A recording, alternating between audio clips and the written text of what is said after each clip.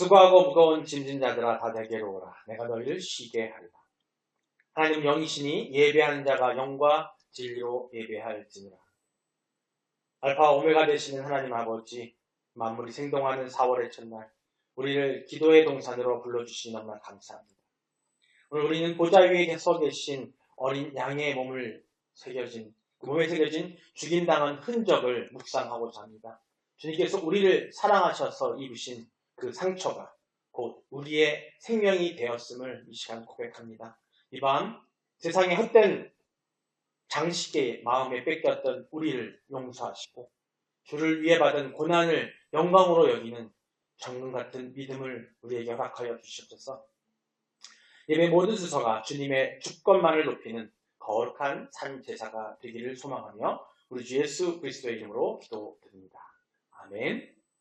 함께 신앙 고백하시겠습니다. 전능하사 천지를 만드신 하나님 아버지를 내가 믿사오며 그 외아들 우리 주 예수 그리스도를 믿사오니 이는 성령으로 잉태하사 동정녀 마리아에게 나시고 본디오 빌라도에게 고난을 받으사 십자가에 못 박혀 죽으시고 장사한 지 사흘 만에 죽은 자 가운데서 다시 살아나시며 하늘에 오르사 전능하신 하나님 우편에 앉아 계시다가 저리로서 산자와 죽은 자를 심판하러 오시리다. 성령을 믿사오며 거룩한 공예와 성도가 서로 교통하는 것과 죄를 사하여 주시는 것과 몸이 다시 사는 것과 영원히 사는 것을 믿사옵나이다. 아멘. 됐습니다. 오늘 말씀 요한계시록 계속해서 5장 1절로 7절 말씀입니다. 함께 한 목소리로 봉독하시겠습니다. 내가 봄에 보좌에 앉으신 이의 오른손에 두루마리가 있으니 안팎으로 섰고 7인을 봉하였더라. 또 보배 위에 앉는 천사가 큰 음성으로 외치기를 누가 그 두루마리를 펴며 그 인을 떼기에 합당하냐 하나 하늘 위에나 땅 위에나 땅 아래에 능히 그 두루마리를 펴거나 보거나 할 자가 없더라. 그 두루마리를 펴거나 보거나 하기에 합당한 자가 보이지 아니하기로 내가 크게 울었더니 장로 중에 한 사람이 내게 말하되 울지 말라. 유대 지파의 사자 다윗의 뿌리가 이겼으니 그 두루마리와 그 7인을 떼시리라 하더라. 내가 보니 보좌와 네 생물들과 장로들 사이에 한 어린 양이 서 있는데 일찍이 죽임을 당한 것 같더라. 그에게 7뿔과 7눈이 있으니 이 눈들은 온 땅에 보내심을 받은 하나님의 7영이더라. 그 어린 양이 나와서 보좌에 앉으신 이의 오른손에서 두루마리를 취하시리라. 아멘. 할렐루야. 그리스도 예수를 나의 주를 삼는 여러분 되시기를 주님이 축복합니다. 우리 서로 인사하시겠습니다. 하나님은 당신을 사랑하십니다. 예수님이 당신과 함께 계십니다. 성령님이 당신을 이끌어 주십니다. 그래서 당신은 항상 예수님과 함께 계실 겁니다.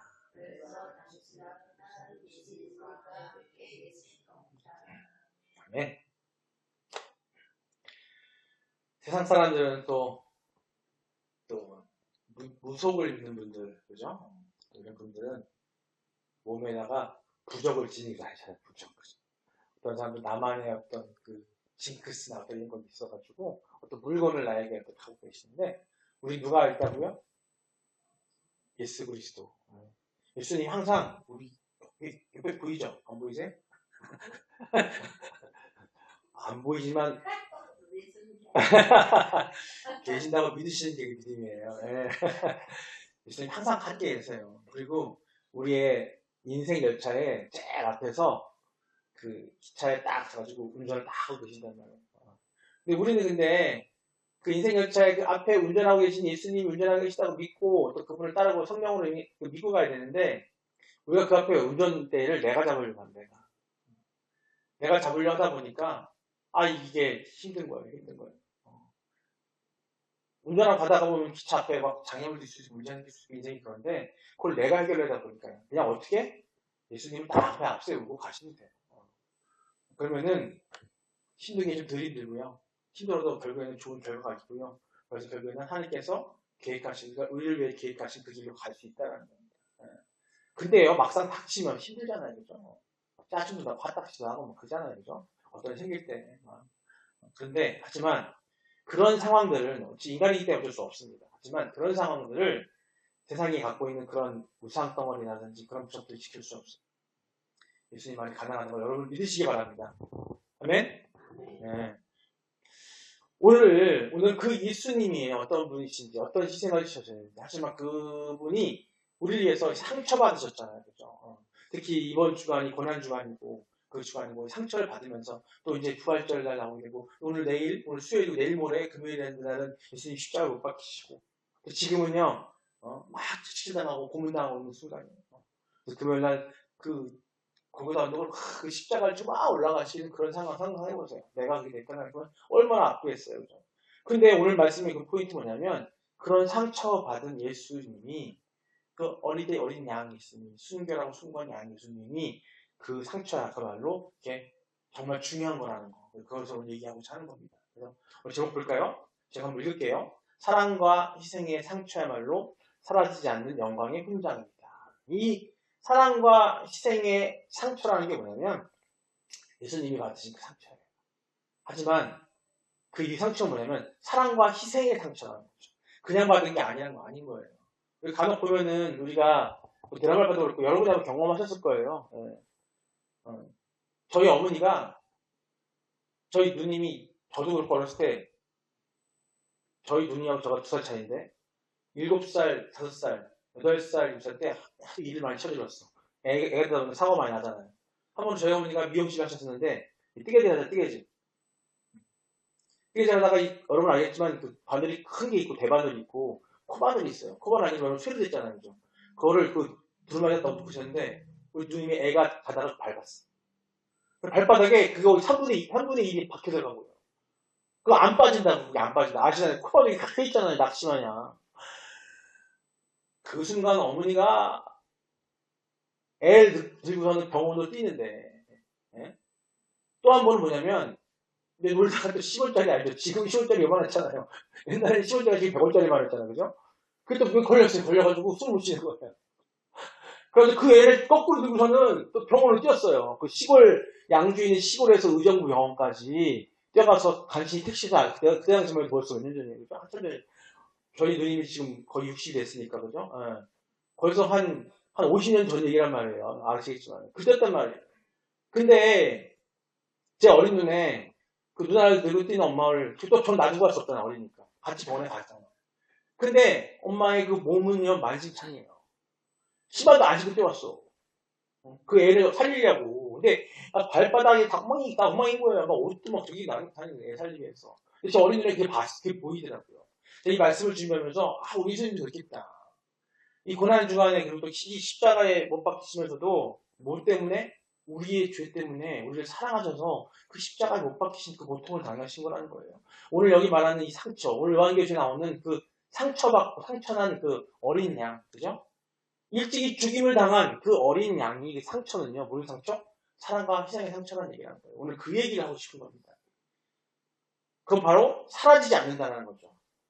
부모님의, 제가 지금 우리 어머니의 그 모습을 기억하는 것처럼 사랑 때문에 생기는 상처는요, 가족의 상처들은요, 누군가에게는 그게 사랑의 어떤 느낌이고 영원히 남아있을 수밖에 없다는 겁니다. 오늘 그 얘기를 하려고 하는 거예요. 사도 요한은 환상 중에 하나님의 오른손에 들린 7인으로 보내진 두루마리를 봤어요. 오늘.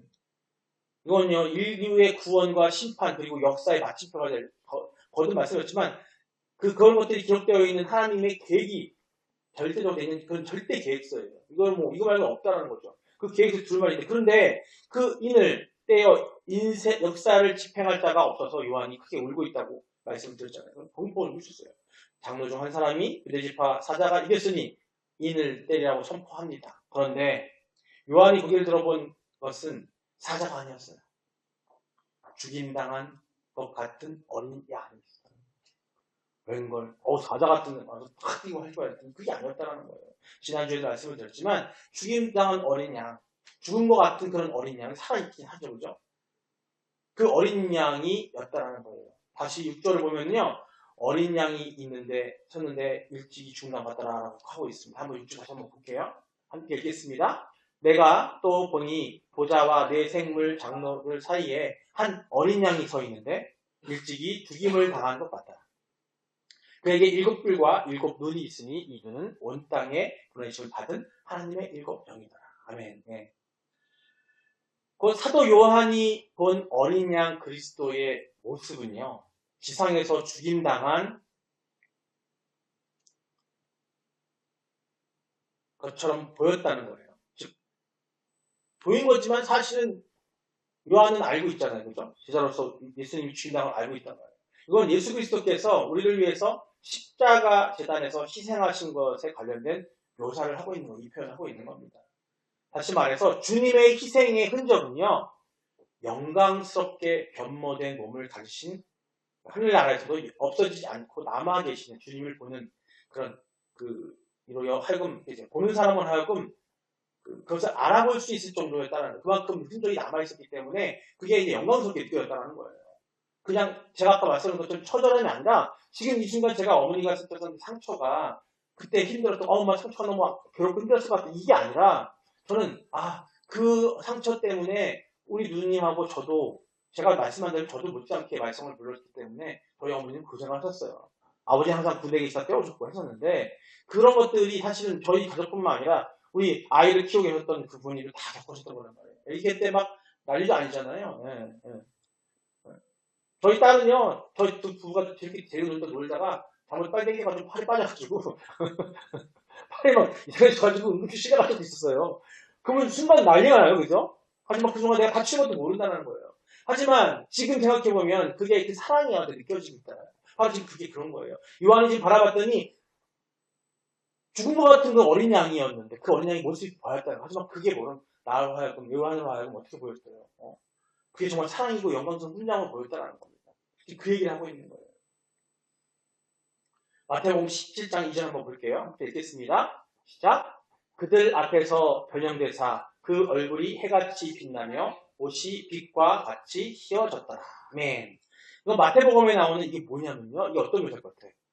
예수님이 죽으시고 부활하신 다음에 변화산 사건이에요. 주님이 신성, 인간의 몸이었다가 신성이로 이 외적으로 드러나는 사건인 거예요. 부활하셔서 그 시절체가 신성이 드러나는 모습이에요. 해같이 빛나는 얼굴, 그죠? 해같이 빛나는 얼굴. 피조물이 범접할 수 없는 하나님의 거룩한 광채를 뜻하고 있는 겁니다. 그런데 이토록 찬란한 영광의 몸을 입으신 주님께서 요한계시록의 환상 중에는 여전히 어떻게 해요? 죽임당한 흔적을 지니고 계셨다는 겁니다. 이것은 주님이 고난의 부활을 그 후에도 지워버려야 할 수치가 아니라 바로 이 상처는, 이것은 영원토록 빛날 사랑의 증거임을 보여준다던 그런 대목이기도 하고, 이 마태복음에 나오는 예수님이 그런 모습이었지만은 지금 요한계시록과 비교해 봤을 때 하지만 그것도 마태복음 못지않게 빛나고 있다는 얘기를 하고 있는 거예요. 말씀 한번 더 볼게요. 요한계시록 1장 13절로 16절입니다. 읽겠습니다. 촛대 사이에 인자 같은 이가 발에 끌리는 옷을 입고 가슴에 금의 띠를 띠고 그의 머리와 털의 희기가 흰 양털 같고 눈 같으며 그의 눈은 불꽃 같고 그의 발은 풀무불에 단련한 빛난 수석 같고 그의 음성은 맑은 물소리와 같으며 그의 오른손에 7별이 있고 그의 입에서 좌우에 날선 검이 나오고 그의 얼굴은 해가 있게 비치는 것 같더라. 아멘. 이게 우리가 요한계시록 1장에서 봤던 예수님을 묘사하는 장면이에요. 묘사하는 모습이에요. 네. 요한이 본 인자의 모습은요, 심판주와 제사장의 유형이었다는 겁니다. 즉 가슴에 금띠를 붙이고 불꽃 같은 눈, 해가 힘있게 비치는 것 같은 얼굴은 만물을 흡족시킬 수 있는 그런 권능을 나타내고 있는 그런 모습이 지금 묘사되고 있어요. 입장에서 우리가 이미 같이 함께 나눴던 얘기입니다. 그러나 이 위험 있는 심판주가 동시에 어떻게 해요? 오늘 요한계시록 5장에서는 뭐라고 나와요? 죽임당한 어린 양의 흔적을 가지고 있었다는 겁니다. 그 빛나고 빛같고 빛나는 그런 모습에서 오늘 요한계시록에서는 죽임당한 어린 양의 흔적을 가지고 있었다는 거예요. 주님의 공의로운 심판이고 우리를 위한 십자가의 희생을 근거하고 이렇게 아름다우신 이런 희생하신 분이 우리를 위해서 인간의 몸으로 오셔가지고 이런 상처를 받으면서 우리 죄를 대속하시고 우리 사랑을 안으시고 우리 영원한 구원을 이끄시려고 오셨다라는 것을 다시 한번 보여주고 있는 거예요. 그런데 우리가 장차 마지막 때에 보게 될 주님의 모습은 이 변화산 사건에 나타난 주님의 모습이나 요한의 증언에 나타난 주님의 모습이나 요한에 나타난 그 주님의 모습보다 훨씬 더 영광스러운 것이라는 것을 우리가 추측할 수가 있어요. 왜냐하면 성경에 기록된 주님의 모습은 표현하기 어려운 주님의 영광의 모습을 단지 인간의 말을 빌어서 표현한 것이기 때문에 이보다 더 할 거라는 거예요. 그냥 우리가 어떻게든 최대한 표현하려고 했지만 표현할 수 없었고요. 아까 전에 제가 질문했죠. 옆에 예수님 계시죠? 봤을 때 안 보인다고 그랬잖아요. 모르겠다 그랬잖아요. 근데 볼 수가 없어요. 여러분 꿈속에서도 보지만 저도 몇 번 경험해봤지만은 예수님이 오신 것 같은데 볼 수가 없어요. 안 보이더라고요. 그만큼 엄청난 분이라고 엄청난 모습이라는 거죠. 우리가 추측하고 있지만 분명한 건 우리는 그런 믿음이 있다는 거예요. 왜? 그런 분이 오셔서 우리를 구원하셨기 때문에 구원하셨기 때문에 그 모습을 본다고 해서 우리는 하지만 예컨대 예수님 오시고 우리가 그때 요한이 왔던 이런 계시록에 나오는 그 환상의 그 하늘나라에 갔을 때에 그때 예수님은 비록 그 표적을 갖고 계시지만 죽임당한 어린 양의 그 모습 표적을 갖고 계시지만 그분의 모습은 엄청나다는 거예요. 그만큼 대단하다는. 근데 여기서 중요한 건 뭐냐면 그런 영광스러운 주님의 몸에 아까 말씀하신 여기 뭐가 있다고요? 희생의 흔적이 남아있다는 거예요. 물론 이는 부활 후에 주님의 영광의 형체에 어떤 결함이 있거나 뭐 그런 것을 의미하는 것은 아닌 것 같아요. 그죠? 왜냐하면 부활 후에 주님은 물론 성도들의 이 있게 될 어떤 새로운 몸을 실로 하나님의 모습처럼 완전하고 영광스러운 형체일 것이라고 그렇다고 기대하게 만들었고 그런 기대가 있기 때문인 거예요. 제가 언젠가 말씀을 추천해 왔을 것 같지만 우리가 죽은 다음에 우리 몸은 어떻게 되었어요? 흙으로 돌아간다니까요. 하지만 우리가 어떤 몸을 입는다고요? 지금 보시는 예수님 같은 그런 몸이 된다고요. 부활체 몸이 된다니까요. 그런 영광스러운 몸이 된다니까요. 말씀 볼게요. 빌립보서 3장 21절을 보시겠습니다. 함께 읽어볼까요? 읽겠습니다. 그럼 만물을 자기에게 복종하게 하실 수 있는 자의 역사로 우리의 낮은 몸을 자기 영광의 몸의 형체와 같이 변하게 하시리라. 아멘. 이렇게 어떻게 된대요? 우리의 낮은 몸을 자기의 영광의 몸의 형체와 같이 우리의 몸이 그때 예수 만나오잖아요. 이게 근거예요. 빌립보서 3장 21절이 저는 말씀드린 추천해서 말씀드린 그 얘기예요. 우리 몸이요 변화되니까요. 예수님과 같은 영광의 몸의 형체를 변화되니까요. 그때. 주님은 죄로 인해 낡아지고 상처 입은 우리의 낮은 몸, 이 쓸모없는 몸을 당신의 영광의 몸과 똑같이 변화시킬 거라고 얘기하고 있는 겁니다. 이때 우리가 주님을 위해서 짊어진 헌신과 고난의 흔적은 사라지는 거라는 거예요. 즉 우리가 지금 여러분 힘드시죠? 힘든 것이 내가 세상에서 나를 위해서 힘든 것이 아니라 주님께서 우리에게 원하시고 우리에게 명령하신 그 사명을 위해서 힘들어할 때 그 고통을 입어가는 것들은 고통이 아니라 이때 예수님 만났을 때 그 모든 것들을 다 사라질 수 있다는 거예요. 주님의 십자가의 흔적처럼 영광스러운 흔적, 이 흔적을 보면 이 영광스러운 흔적을 보면 헬라어로 스티그마라고 스티그마. 여러분 스티커 아시죠? 스티커 들어봤죠? 뭐 붙일 때 스티커 붙인다고 하잖아요. 스티그마. 흔적이 되어서 우리 존재의 가치를 영원히 빛나게 될 거라는 얘기를 하고 있는 겁니다. 그럼에도 불구하고 사도 요한은 어린 양의 그 흔적을 통해서 일찍 죽임당하신 것을 알 수 있었다는 사실은 분명 십자가의 흔적이 어떤 형태로든 남아있음을 말해주고 있어요. 그리고 이처럼 영광의 형체를 입은 후에도 십자가의 희생의 흔적이 사라지지 않는 것은 아마도 구원받은 성도들로 하여금 영원토록 주님의 십자가 구속 사역을 기리고 찬양하기 위함인 거예요. 우리가 지금 곧 이번 돌아오는 주일 부활절로 우리가 찬양을 드리고 예배 드리고 하는 것들, 이 고난주가 하는 것도 뭐냐면 그 상처가 다른 상처가 아니잖아요. 아까 제가 말씀드렸던 우리 부모님들이, 어머님들이, 부모님들이 우리를 위해서 줬던 그 상처, 그걸 우리가 잊을 수 없잖아요. 사랑을 잊을 수 없잖아요. 이걸 기리기 위해서 이 부활절로 하는 것은 뭐냐면 우리 개신교에서 보통 보면요, 합동교 저희 같은 경우에도 다른 절기는 잘 안 지켜요. 고대 구약에서 했던 절기가 많단 말이에요. 되게 많아요. 뭐 7.7절 엄청나게 많습니다. 근데 말은 뭐 수익 되게 많은데 그 안 하고 이것이 특히 이 부활절하고요 추수감사절은 딱 그것만 지켜야 돼요. 또 많이 있습니다. 우리가 할 때 뭐 여러 가지 지금 매출절도 하긴 하지만 그것보다 가장 큰 거 뭐냐면 부활절과 추수감사절하는 건데 뭐냐면 이 부활절은 뭐예요? 예수님이 부활하신 거예요. 그 부활하신 그 자체의 과정 자체가 우리를 위해서 하셨다는 거죠. 그걸 보여준 거기 때문에 그걸 기리고 우리 기억해야 된다는 겁니다. 이런 모든 의미에서 본다면 주님의 십자가의 흔적, 그 사랑과 희생이 상추야말로 천국에서도 소외하지 않을 가장 영광스러운 훈장의 역할, 훈장이라는 거예요. 그리고 이를 우리에게 적용시켜 본다면 우리가 주님의 복음과 다른 사람을 구원하기 위해서 우리 몸에 남긴 사랑과 그 희생의 흔적 없이 천국에서도 영원히 사라지지 않을 영광의 훈장이라는 거예요. 그 흔적이 우리가 갖고 예수님 만나잖아요. 그걸 보시고 우리를 천국으로 가게 할 수 있다는 거예요. 근데 그 흔적이 없는 사람도 어떻게 되겠어요? 지옥을 가는 거예요. 자기만을 위해서, 자기가 배우기 위해서 이 세상에 내가 웃고 싶어서 세상을 위해 살았다고 한다면 그 사람들에게는 그런 흔적이 남지 않는다는 거예요. 그러니까 우리가 주의 일을 하면서 주의 일을 감당하기 위해서 하나님의 사명을 예수님 사명을 감당하기 위해서 우리가 열심히 뛰었을 때 생기는 그런 흔적들은요 영광의 흔적이 된다는 겁니다. 그 흔적을 너무 힘들어 생각하지 마십시오. 그 흔적이 우리에게 나중에 훈장이 된다니까요. 바로 그런 이유 때문에 사도 바울은 갈라디아서 6장 17절에서 이렇게 얘기합니다. 이후로는 누구든지 나를 괴롭게 하지 말아라.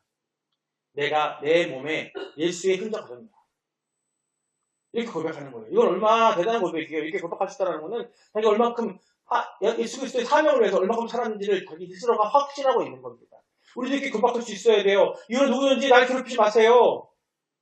내가 내 몸에 예수님의 흔적을 가졌습니다. 그게 뭐예요? 내가 사명 감당하기 위해서 나는 그 흔적을 갖고 있습니다. 당당해질 수 있는 거예요. 그럴 때 우리가 예수님 오셨을 때 마지막 때 예수님 오셔서 심판날에 딱 갔을 때 예수님한테 당당하게 앞에 나갈 수 있는 그런 우리가 될 수 있다는 겁니다. 여러분들이 그런 여러분들의 지키를 주면 축원합니다. 하지만 여러분 오늘 이 땅에 보면 많은 성도들이 이러한 영광의 상처보다는 아까 제가 말씀드린 육신의 정욕을 따라서 보다 아름답게 보이기 위해서 갖은 화장과 치장으로 자신을 꾸미는 데 열중하고 있어요. 아름답게 보이고 멋있게 보이는 그 목적이 내가 주의 사명을 감당하기 위해서 하는 모습이라면 이런 거예요. 예배당에 사람들이 오거나 뭐 할 때 아니면 내가 나갈 때에 내가 정말 그리스도인으로서 하나님을 믿는 사람으로서 예수님을 따르는 사람으로서 그런 모습이 보여주는 그런 치장이라면 문제가 될 게 없어요.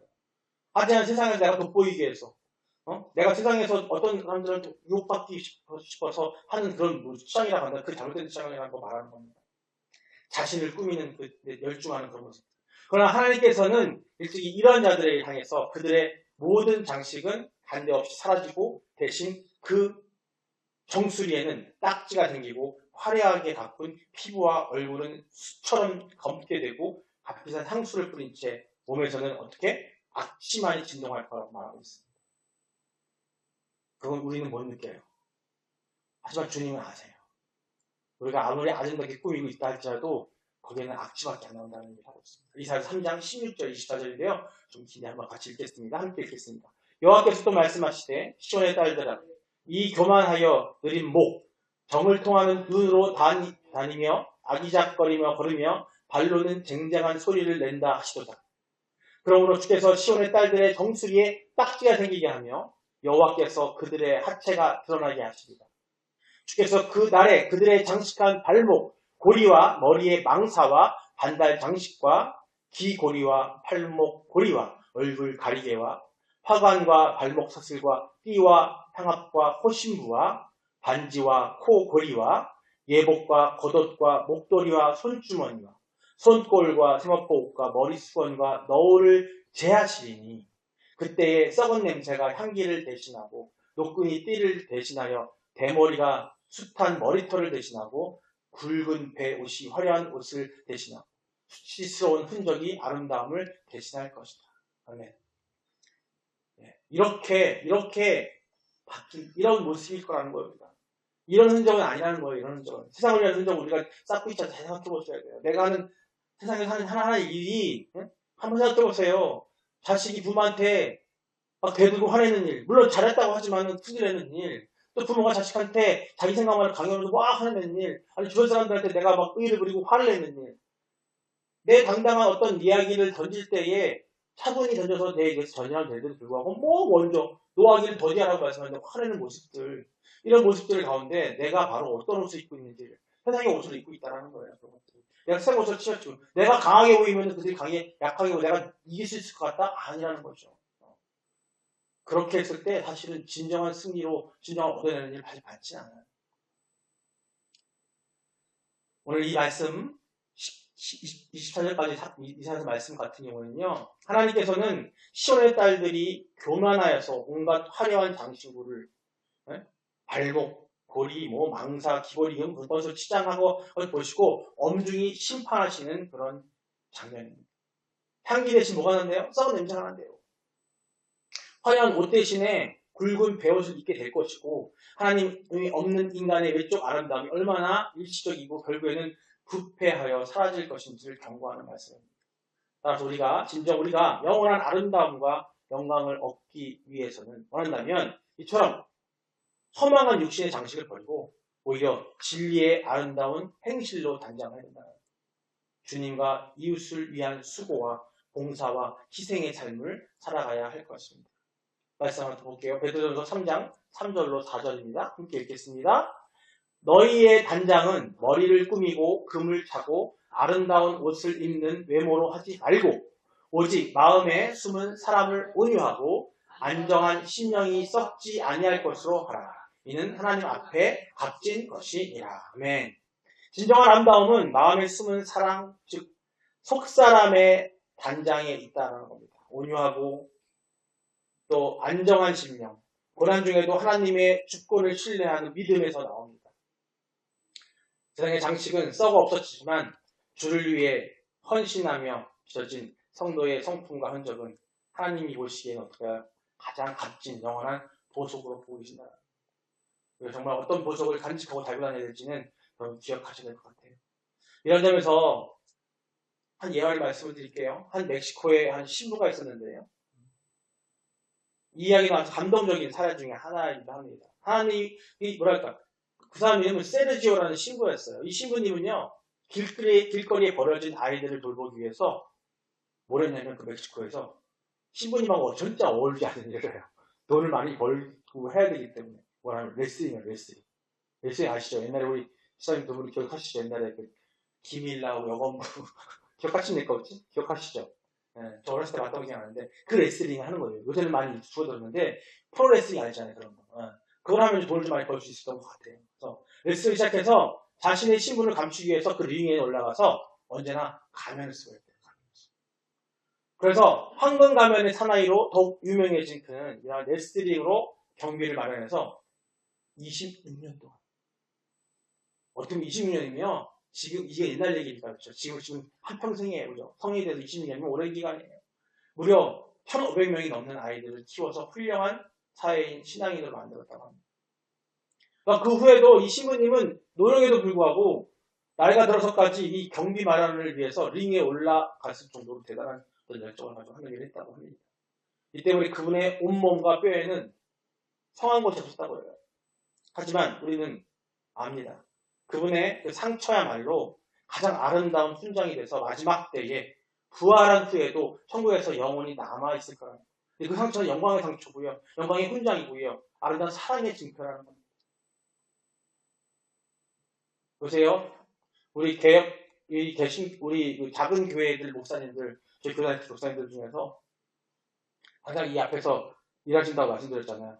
우리 강원노회 노회장님이시죠. 교회가 작지도 않아요. 성도들도 어느 정도 있어요. 하지만 거기를 더 하기 위해서 자기의 인생이 아니라 여기서 일을 하고 있어요. 목사인데 여기서 일을 하고 있어요. 판금도 하고 기술자. 그래서 여기서 안 놔주려고 그래. 근데 그게 왜 하시냐면요. 사역 때문에 하시는 거예요. 지금요. 여러분들 알고 계시는 큰 교회들만 있는 것 같죠. 큰 교회들 말고 작은 교회가 더 많습니다. 그 작은 교회 목사님들이요. 하나님의 일을 감당하기 위해서 사명 감당하려고 일하고 계세요. 정말 갖가지 일들 다 하고 계시네요. 다 그들이 단순히 자기네들 목에 풀칠하게, 입을 풀칠하기 위해서 하는 게 아니시라는 거예요. 성도 여러분, 오늘 우리 역시 이 땅에 살면서 허망한 동역과 육신의 안락을 위해서 사치로 몸을 가꾸는 것보다는 오히려 주님의 복음과 고통받는 이웃을 위해서 우리의 몸을 던져야 할 줄 믿습니다. 그래서 우리도 주님처럼 비록 이 땅에서는 거친 상처와 모습으로 연받을지라도 천국에서는 그 영광스러운 상처로 인해 영원토록 하나님의 칭찬을 듣는 복된 자들이 되어야 할 걸 줄 믿습니다. 예, 우리 말씀을 통해서 좀 마무리할까 합니다. 먼저 마태복음 19장 21절인데요. 함께 읽어보겠습니다. 예수님께서 이르시되 내가 온전하고자 할진대 가서 내 소유를 팔아 가난한 자들에게 주라. 그리하면 하늘에서 보화가 내게 있으리라. 그리고 와서 나를 따르라 하시니. 아멘. 주님을 따르는 길에는 내려놓음이 있어야 돼요. 그래야, 그리고 희생이 있다는 거예요. 내려놓음과 희생이 이 두 가지가 따른다는 거예요. 그러나 땅에서 비운 만큼 하늘의 보좌가 채워집니다. 가난한 자를 돕고 주를 따르며 생긴 상처, 삶의 상처들은 결코 손해가 아니라는 것을 기억하시기 바랍니다. 그렇게 되면 어떻게 돼요? 천국 창고에, 우리 성도 지정할 때 이 메시지 나왔어요. 이렇게 했을 때 하늘 창고에, 은행에 꽉꽉 쌓인다니까요. 그게 바로 확실한 상급이에요. 다른 게. 예수님이 묻습니다. 예수님한테 우리가 한 게 뭐가 있다고? 아무것도 한 게 없는데. 아니다. 특히 작은 자들에게 너희가 한 그것이 내게 한 것이라고 제자들한테 말합니다. 우리가 지금 하는 것들, 모든 것들, 작은 한 사람에게 물 한 잔 주고, 커피 한 잔 주고, 손 한 번 잡아주는 그 행위, 그 사람이 한 번 안아주는 그런 모든 것들이 바로 그게 예수님께 하는 일이고, 하나님께 하는 일이라는 거예요. 다음 말씀, 로마서 8장 18절 말씀입니다. 함께 읽겠습니다. 생각하건대 현재의 고난은 장차 우리에게 나타날 영광과 비교할 수 없도다. 아멘. 네. 비교할 수 없어요. 바울은 영적인 비상기를 두드려 보았습니다. 바울이 현재 우리가 겪는 고난과 헌신의 상처들이 한쪽에 두고 장차 그걸 딱 제껴놓고 장차 입을 영광의 몸을 다른 쪽에 두었을 때 여러분 저울 있죠? 이 저울. 천칭이라고 이렇게 제가 저울에 한쪽에 뭐요? 지금 우리가 걷는 현신의 그 상처들, 한쪽에는 장차 우리가 입을 영광의 어떤 그것을 딱 비교해 나왔을 때 비교조차 불가능할 정도로 영광의 무게가 압도적이라고 얘기하고 있는 거죠. 생각하건대 현재의 고난은 장차 우리에게 나타날 영광과 어떻게 저울질할 수가 없다는 거죠. 저울질할 수 없다는 거죠. 예, 이렇게 여러분 삶에 적용했으면 좋겠습니다. 여러분. 이런 말씀을 듣고 오늘 생각한 거냐면 고난의 상처를 영광의 훈장으로 딱 확신하고 제정하시기 바랍니다. 지금 여러분의 삶에 남은 흔적들은 뭡니까? 자녀를 믿음으로 키우느라 깊어진 눈가의 주름, 복음을 전하다가 받은 어떤 거절의 상처, 교회를 섬기느라고 달아버린 무릎에 굳은 살, 여러분 있으세요? 여러분 그게 지금 그 상처가 없다면 지금도 늦지 않았습니다. 그런 마음으로 그 상처를 만들려는 게 아니에요. 우리가 어떤 일을 하다 보면 다치잖아요. 상처잖아요. 하다 보면 요리를 하다가 다치기도 하고요. 네? 누군가를 도와줘 뛰어가다가 넘어지기도 하고요. 다치기도 합니다. 그 상처가 우리에게 있어야 된다는 거예요. 세상은 이것을 노화나 손해로 부르지만 보좌에 앉으신 주님은 그것을 하늘의 훈장이라고 부르시고 있습니다. 오늘 밤 여러분의 아픔을 숨기지 말고 주님 앞에 내놓으시기 바랍니다. 주님은 그 상처를 가장 빛나는 영광으로 바꿔주실 겁니다. 여러분 주님이 하다가 주의 일 하다가 내가 다치고 아플 때에 그때 기도하시면 낫게 해주세요. 당당하게. 하지만 지금은 내가 세상 일 하다가 다쳤지만 어떻게 하면 돼요? 회개하면 돼요. 회개. 주님 내가 여태까지 세상 일 하다가 이렇게 하셨지만 주님 제가 이제는 주님 일 하겠습니다. 주님 사명 감당하겠으니 저 낫게 해주세요. 제가 건강하게 해주세요. 좀 뛰다가게 해주세요. 저는 그런 기도 합니다. 정말 제가 쓸모없으시고 이제 딱 쓸모없으시다 그러면은 그냥 하나님 빨리 불러주셔서 감사할 거예요. 사실 이 세상이 너무 힘들고 좀 힘들고. 근데 한편으로는 이 생각도 있어요. 좀만 더 일하다 가고 싶어요. 좀만 더 일하다 가고 싶어요. 왜? 못한 것 같으니까. 번째, 우리를 위한 거룩한 낭비를 시작하시기 바랍니다. 이웃을 위한 거룩한 낭비. 황금 가면의 세르지오의 신부처럼 우리도 누군가의 생명을 살리기 위해서 내 시간과 물질, 에너지를 기꺼이 쏟아 부어야 합니다. 방법은 없어요. 내가 어떻게 하는 방법은 없습니다. 누군가 긍휼한 자가 있다. 불쌍한 자가 있다면 내가 갖고 있는 걸 무리하지 말고 내가 갖고 있는 걸 가지고 그들을 섬기는 거예요. 그게 중요한 거예요. 나의 안락함을 조금 포기하고 고통받는 이웃의 짐을 나누어지는 거.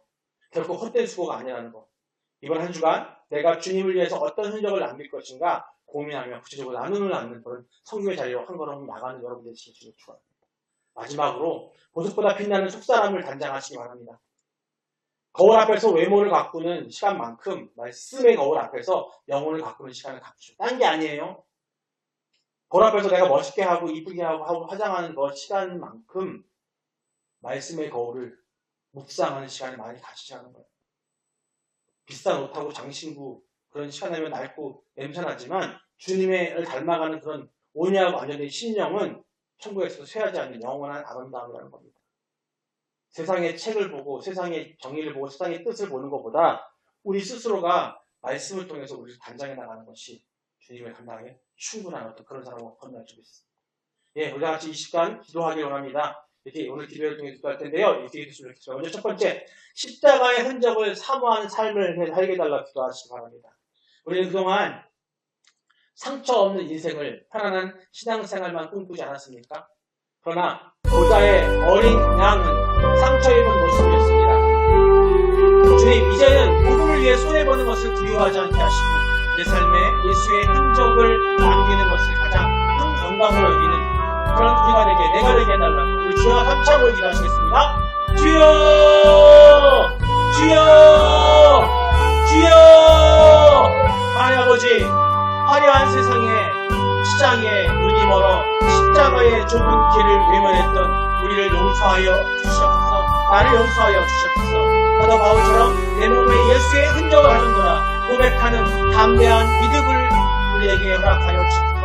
내가 짊어진 사명의 무게가 장차 하늘의 훈장이 될 것을 믿으며 묵묵히 주님의 뒤를 따르는 참된 제자가 되게 하여 주시옵소서.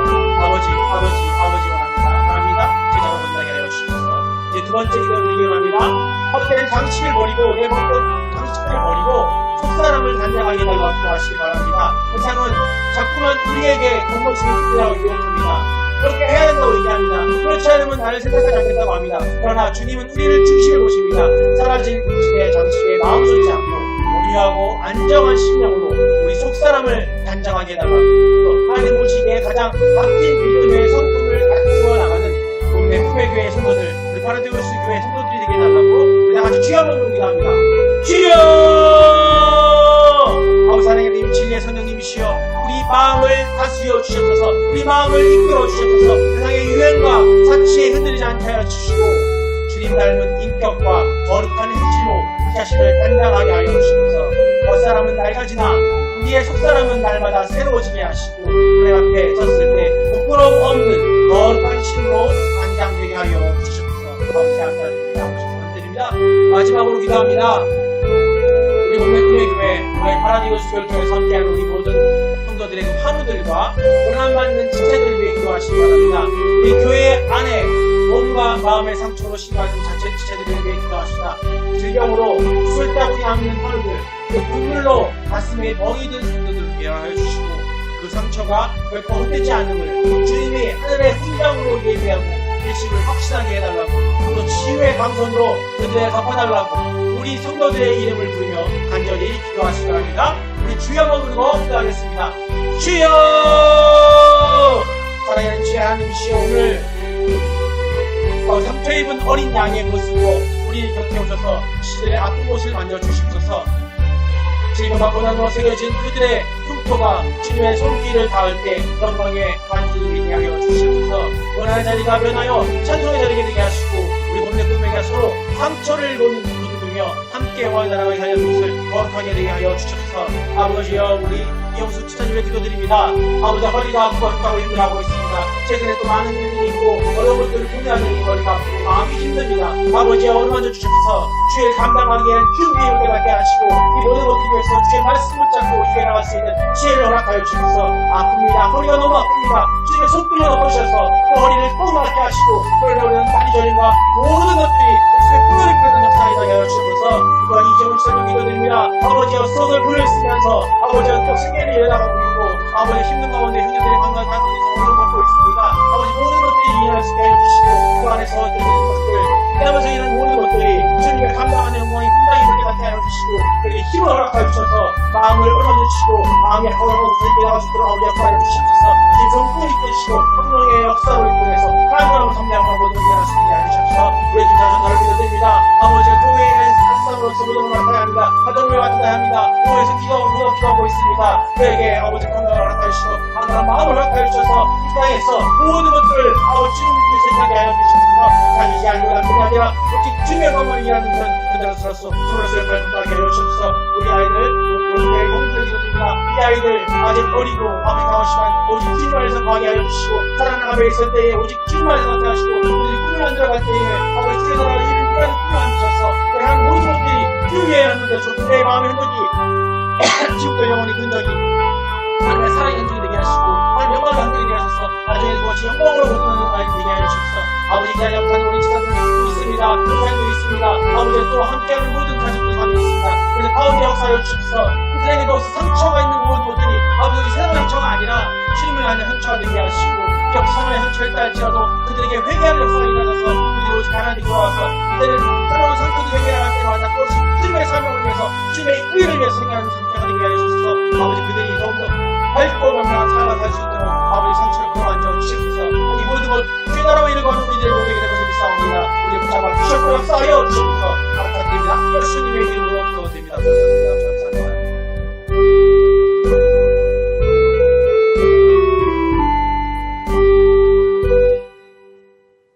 만유의 주이신 하나님 아버지시여 사도 요한의 절망적인 울음을 기쁨으로 찬송으로 바꾸신 주님 오늘 우리의 유일한 소망이심을 믿음으로 선포합니다. 세상은 흠 없는 완벽을 추구하지만 주님은 우리를 위해서 지키신 그 상처를 통해 구원을 완성하셨습니다. 주님 오늘 밤 기도한 성도들의 가슴마다 예수 그리스도라는 이름의 능력이 새겨지게 하여 주시옵소서. 우리가 주를 위해서 참아낸 눈물과 이웃을 위해 내어준 희생의 그 희생이 하늘나라 생명책의 영광스러운 훈장으로 기록되게 하여 줄 믿습니다. 특별히 고난 중에 있는 시대들에게는 다윗의 뿌리 대신 주님의 강한 손길이 임하셔서 치유와 회복의 기적을 얻게 하여 주시옵소서. 우리를 죄에서 건지시고 소망의 나라로 옮기신 유일한 구원자 되시는 우리 주 예수 그리스도의 이름으로 간절히 기도드리옵나이다.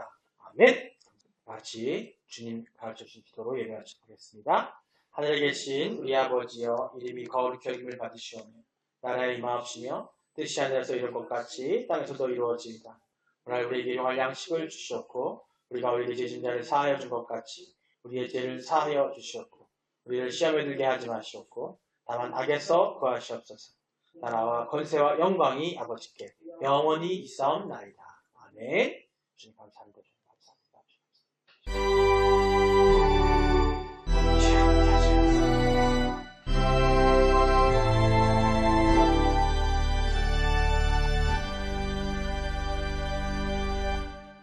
할렐루야. 주님의 역성 돌리다.